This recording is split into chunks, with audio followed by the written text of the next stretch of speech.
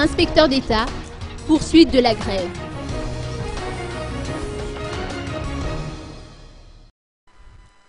Les inspecteurs d'État poursuivent leur mouvement de grève entamé depuis une semaine, bien qu'ils aient déjà rencontré le Premier ministre, le ministre des Finances et du Budget et le SGP.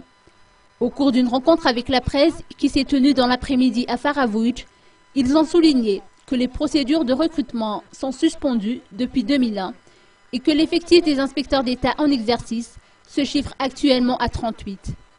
Ils constatent que plusieurs manœuvres insidieuses ont été perpétrées afin de museler le corps des inspecteurs d'État, voire de les faire disparaître, faute d'effectifs, selon la déclaration qui a été faite par le président du syndicat.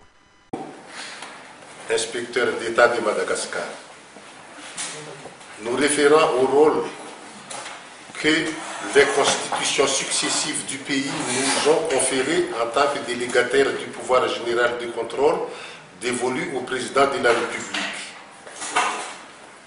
Constatons que plusieurs manœuvres insidieuses et tentatives ont été perpétrées afin de museler le corps des inspecteurs d'État, voire même de les faire disparaître par voie de disparition, faute d'effectifs. Rappelons que les révisions améliorantes des conditions statutaires et des traitements accordés à plusieurs corps de fonctionnaires, viviers des inspecteurs d'État, ont eu pour effet de désintéresser ces candidats potentiels à participer au concours de recrutement des inspecteurs d'État. Attirons l'attention des autorités étatiques sur l'impérieuse nécessité de renforcer l'effectif des inspecteurs d'État pour accompagner la mise en place de la bonne gouvernance et le respect des normes juridiques en vigueur dans la gestion des deniers et patrimoine de l'État.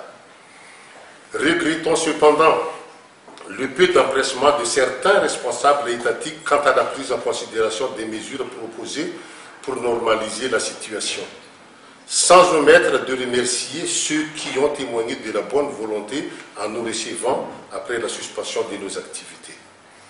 Affirmons que le mouvement de solidarité manifesté depuis une semaine a été initié pour sensibiliser l'opinion de tous les citoyens de bonne foi et de bonne volonté.